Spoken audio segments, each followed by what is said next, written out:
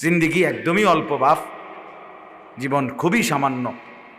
দেখতে দেখতে রাত কেটে যায়, দেখতে দেখতে দিন ফুরিয়ে যায়। ছোট্ট সেই শিশুকাল, কিশোর, তরুণ, যুবক হয়ে অল্প সময় পরে মৃত্যুর কোলে ঢলে যায়।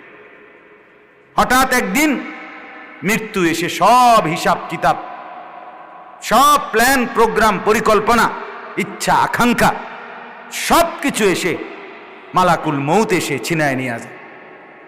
দুনিয়ার জায়গাতেই থাইকা যায়। এই ব্যস্ততম দুনিয়া, সে 1 মিনিট আমার মৃত্যুতে থামবে না ভাই।